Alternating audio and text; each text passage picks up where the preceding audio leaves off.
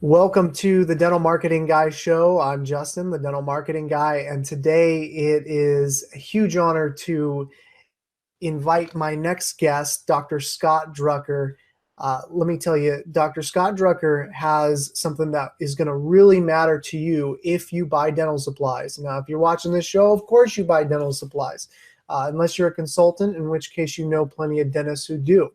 My next guest is actually he's able to save you a lot of money. And if you follow me in the Nifty Thrifty Dentist forum there on Facebook, I'm all about supporting them and what they're doing with the collective bargaining, group buying, and those economies of scale.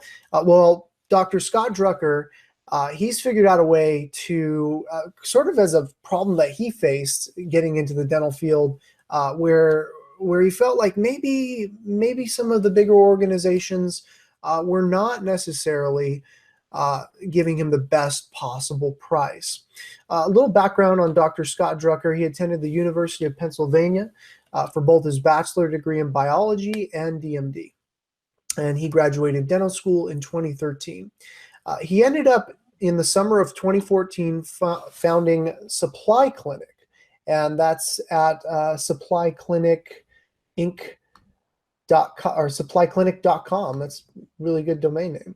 Now, in the online marketplace for dental supplies, SupplyClinic is actually, Dr. Drucker is going to tell you all about it, about what problem he's solving for him, originally for himself, and now for you in terms of getting the best deal possible on your dental supplies. So such a huge relevant issue because, man, dentists are buying dental supplies all the time. And, I talk to my clients, I say, well, who do you go through? Oh, well, I go through Patterson or Darby or whoever. And I'm like, do you think they give you a good deal? And then half the time they say, well, I don't know. I guess they're there and it's easy. And of course, there's definitely something to be said about convenience. We talk about this in dental marketing is, sometimes if someone's got a really hurt tooth and they can't get into your office, they're just going to call the next office. So maybe part of it is just so ingrained in our culture, in the dental, in our industry, where it's just easy, just call Patterson. But we're going to get into what the problem is for you originally. But first of all, how are you? I'm good. Thank you. Thank you so much for having me, Justin. Appreciate it. Yeah, I'm glad to have you on because there's not a lot of people talking about this, and if they are talking about it, they only have the problems. They don't have the solutions. It sounds like you have a solution. So tell me a little bit about how you stumbled upon this solution. Yeah, happy to. So I was actually transitioning from dental school to residency. And I went to residency here where we're based now in Chicago. And the state of Illinois is broke. So I had to buy a whole bunch of my own supplies for the program. And as a dental student, yes, we did have a practice management course, and no, we didn't learn anything in it. And so I reached out to a couple of the faculty at Penn, and I said, hey, I have this list of stuff I have to buy. Can you help guide me, put me in touch with someone that can walk me through the process? And they said, yeah, of course, sure. They recommended that I reach out to sales reps of one of the two biggest, or both of the two biggest dental supply distributors in the space in the United States. And so I did. And of course, the reps were like, oh, this is so great. You're a new dentist. We're more than happy to help you. And because you're new, we can hook you up with this 20% discount. And I said, like, oh, that's awesome. Sent them the list of supplies that I needed. And they sent me back the sheet with pricing. And I suppose like most today, or most millennial do, I went online and started shopping around and seeing what, how pricing that discounted pricing that I had gotten stacked up against other sellers online. And so sort of delved and spent really not very much time and felt every single item on my list for substantially less than their quoted discounted price. And so sort of scratched my head, didn't end up buying from one of those two major distributors, but kind of said, time out, what's going on here? it would make sense or it would be logical that the two biggest distributors in the space would be in a position to, maybe give me the best discount or leverage economies of scale themselves and have lower pricing. But in fact, that wasn't what I found.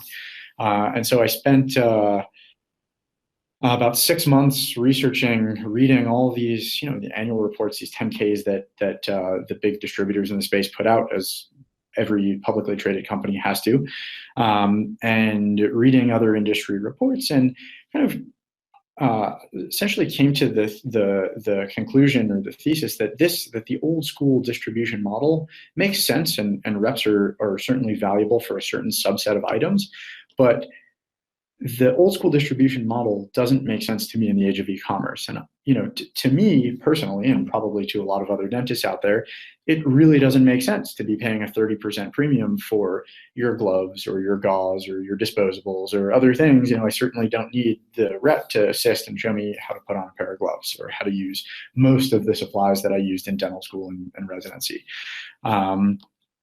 So my brother and I went about, I sort of roped him in, and he's now co-founder of SupplyClinic.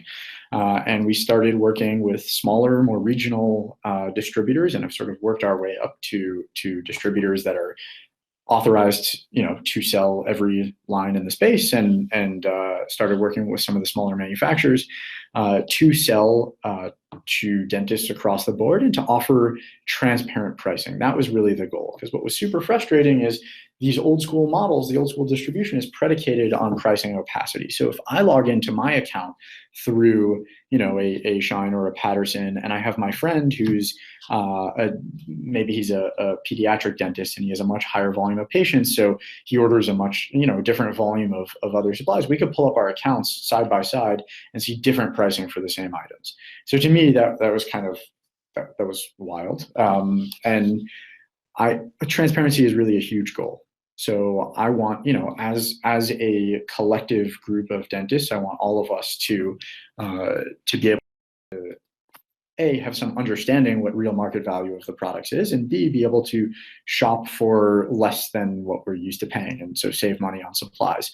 And the beauty of the way SupplyClinic is set up is that prices actually come down over time, because sellers, everybody can see what prices are up on the site. We're incredibly transparent in that way, and over time, sellers will compete. And so pricing continues to improve for dentists. And at the moment, our catalog pricing is like 30% plus lower than the catalog pricing of the most major distributors in the space. So can you negotiate with the dental supply reps? I mean, not that anyone would, but I'm just wondering, like, if you've got an extra, I mean, they've got economies of scale, but they've also got probably more overhead than you do, I'm guessing. How much wiggle room really is there for them? For the distributors that are on our site? For the big behemoths, the Goliaths, the big names. Yeah, a lot of wiggle room. So their gross margins are like north of 30 or 32%. And that's extremely high, not just in dental, but like cross industry from a distribution perspective. And they're actually in a little bit of hot water for it now. There's like a class action lawsuit going on where dentists across the country sort of teamed up, and I have no part in this suit, but dentists teamed up and sued Shine, Patterson, and Benco for collusion and price fixing and all of this stuff, basically for years of overcharging for their supplies. So to answer your question, there's a lot of wiggle room on margin that the major distributors are seeing. And, I mean, everything's going online now, the e-commerce model, I think Amazon's jumping in the game too, right? Yeah, I'm happy to address sort of the 800-pound gorilla in the room, and Well, the way, so they've actually been making noise for maybe 5 or 6 years now. It hasn't been a brand new thing, and they have a couple major obstacles that I see as now a player in this space. The biggest of which is quality control. And so there's a whole issue in the dental space of what's called gray market. And typically gray market products are intended for sale outside the US and make their way back into the States. And it can either be that, yes, it's a good product initially sold, to a South American market, say, at a fraction of the price point. And then someone in South America says, hey, we're just going to buy a whole bunch, send it back up to the States, sell it at somewhere between what we paid for it and the really high United States price. And the issue is introduced in shipping and handling. So if it's a good that's temperature sensitive, say a composite or a cement inliner or a bonding agent, or there are a whole host of items that can potentially be negatively impacted in an overheated truck, that becomes a problem. Likewise, if there's a product that's not actually that is shipped and handled properly, but is branded the same, but not actually the same product, because the quality or the standard at which certain manufacturers have to meet are different legally in different countries. And so, you get something that's intended for an East Asian market or a South American market that ends up back in the States, that's potentially problematic. All sort of the overarching category is called gray market. The issue is that, I can go on Amazon today, and yes, there are a number of dental items up for sale, but there is no quality control, meaning there's no tag for gray market. Amazon is purely bottom line driven and low cost driven, and so a lot of these gray market products end up on Amazon for sale. And I can go on today and I can go and look and say, hey, this Dentsply product from this seller I know is not intended for sale in the US. Amazon, there is absolutely no measure for quality control in regards to this issue specifically. Why does that matter? Because now I'm just playing devil's advocate and I say, personal injury lawyer comes in, whatever happened, and he says, oh, look, they were using gray market, and then there's a whole legal dispute about whether it made a difference because the gloves are the same, but they're not FDA approved or whatever the approval seal is. But nobody really dies in a dental office. Nobody dies as a result of, it's not a hospital. I was listening to Howard Ferran the other night. He's like, more people died in the restaurant that his dad owned than have ever died in his dental office. Nobody's ever died in a dental office. I wonder how many people died in his dad's restaurant. Well, I guess it was more than you would think, because you get thousands of people. More than zero, apparently. Well, I assume it's nothing to do with the food. So sure. Is the issue life or death? Probably not. But is the issue, are you as the dentist who's consuming or using these products in patients impacting patient outcome? Very possibly yes. So should I use a faulty cement that was overheated in some truck and now doesn't really work and go to a permanent cement? The crown could come off. Maybe there is an aspiration risk because of it, and you could argue, sure, that could be life or death. But it's just I think it's really a quality of care issue. There are certainly dentists that really don't care where they source their products or where they come from. And, if the cement falls apart or the crown falls off because of the cement, or the composite crumbles after a certain period of time, so be it. That's their call. I'm not here to sort of be a moral arbiter, but rather to ensure that anything that is sold through SupplyClinic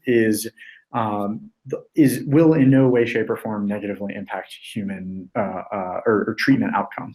Well, and I guess my point is like, even though no one would die, what would be the scenario where someone could come back?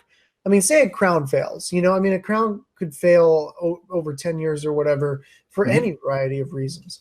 How's anyone going to know? Like, is the next dentist going to be like, well, I think he used faulty cement because he, probably used gray market products, when would that, I guess what I'm trying to put myself in the shoes of the audience, and I'm trying to say, why would this matter to me? I think most of the people who listen to this show are very serious about, not using gray market products, but I wouldn't know.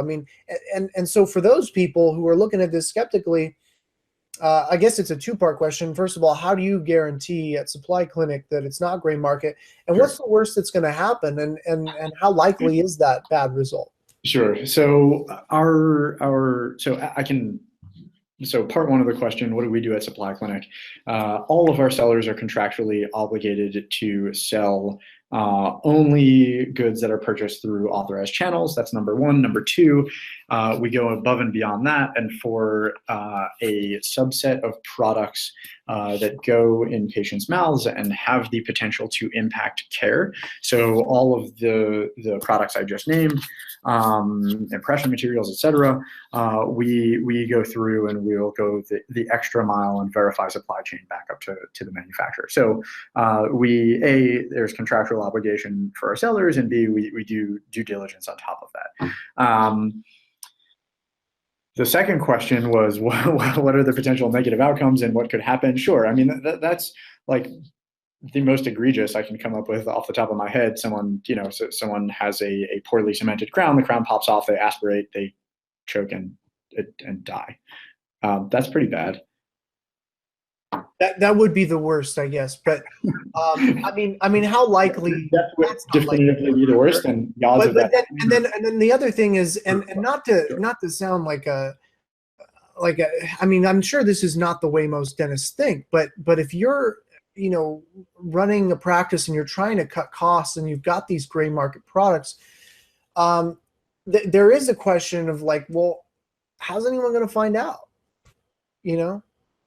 Yeah, I mean, I'm certainly not going to like, we'll be. Well, I guess super strict about what's on our site, but I'm not certainly again going to be like moral arbiter and police people. And what should there be? I mean, it's funny you say that, because I mean, I obviously keep an eye on what everybody in the industry says, from the practitioner side to the distribution side to the manufacturing side, and it's I have actually seen on Facebook, I can't remember, I think there were 3M ads where they had like the practitioner, the dentist is standing over like the little kid in the chair and says like, oh, like, how do your teeth feel clean, Billy? And Billy, they're like word bubbles in the ad, and Billy's like, they sure do. Those weren't gray market products, right? Were they? And it's like, I don't know. It was so ridiculous and over the top, but yeah, I mean, it's not. I'm not in the place to police said other dentists outside. What entity, what body will? I mean, that's. But I guess you see my point is you're doing things on the up and up, so you might not worry about this, and most of our listeners would not. But I guess I'm hoping to scare those that might want to take the shortcut, or just demonstrate the benefit of. I mean, the bottom line is this: if you're doing work with products that are not up to speed and that are going to fail sooner than later, that eats into your bottom line as the practitioner that just delivered this work that's subpar, that will fail sooner. Like that's not a place you want to be, where patients continually you buy composite from somewhere overseas, you use it, and you have a whole host of failed restorations over a very short span of time. That's not a place you want to be, pure production wise, for with just a business hat on. Like that seems like poor practice to me. Of course. Yeah, no, definitely. So the market takes care of it. You use impression material that is, you take these impressions, you send it out, a bunch of crowns are fabricated, and then they all come back with terrible margins, and you either have to send them back to get recast, or you cement and then have them fail real soon. Like I don't know. It's just not it's not a place I would want to be personally, and I would hope people would have, hopefully, the moral sense, and if not the business sense, to know that that's probably a poor choice. Right. So what you're saying is, you don't have to, if you want to cut costs, that doesn't mean you have to cut corners. So you got dental supply. Right. Yeah, that's a bad place to be cutting costs. Yeah. I mean, and I don't think, I talk to so many dentists, and they're all very enthusiastic about clinical things. Mm-hmm. They're not all enthusiastic about SEO. but they all want to, have the best bonding agent and all this. It's hard to be enthusiastic about something that you don't understand, right? So I feel like some of it's that the education piece, and then they're like, oh yeah, I totally should be doing this. More widen the funnel at the top, more patients in the door. Like this is a no-brainer, but Right. until they really get that, it's like, Yeah, yeah. So I mean, obviously dentists can get what you're saying, which is, hey, maybe there's a more efficient, more modern, more up-to-date way of doing business. So how exactly do you, I mean, obviously you're going to have lower overhead, but how exactly do you get these low prices? Yeah, that's a great question. So we work, and we have started from the very beginning working with. So obviously not those couple big distributors that we named. We are competitors of theirs, but worked with smaller, either regional or line item specific sellers, whether they be distributors or manufacturers, and essentially, I guess, shorten the chain of sale from manufacturer to customer. So, the fewer hands that the product chain goes through, the less commission has to be taken out at every subsequent step. And the sellers that we work with are okay seeing a much more, I guess, reasonable or smaller margin on the products that they sell. They also may not have, I mean, most of them don't have these massive armies of sales reps that go out that they, would need to feed. So their overhead's a lot lower. That makes perfect sense. So basically what you're doing is you're offering the marketing to these people who, I mean, let's face it, it's a commodity, rubber gloves. What are some of the items that you would not necessarily, or I don't know if you carry them or not, but what are some of those items where you actually do, they're not necessarily commodities like rubber gloves Sure. that you should have some guy. I mean, obviously like a CEREC, you got to know how it works. You got to be, Sure. you got to be sold a CEREC, but like, Yeah, what's an example? sure. So you just mentioned one, which is a bigger piece of equipment. Certainly for some equipment, it's hugely helpful to have someone handhold and trained through that. Another big one that comes to mind are dental implants, right? So reps can be incredibly helpful, especially in the beginning of the process when you first start and you're learning the kit and you're learning the system. That's a very potentially valuable thing. Products like that. And at the moment, we actually don't carry dental implants. They are medical devices, and as such, the chain of sale on the internet is a little bit more complex legally. That said, we have plans in the not immediate term, but in, I would say, the short term, to build ourselves out as a 3PL or third-party logistics platform for medical devices, so implants as well as biologics and other things in that realm that we don't carry at the moment.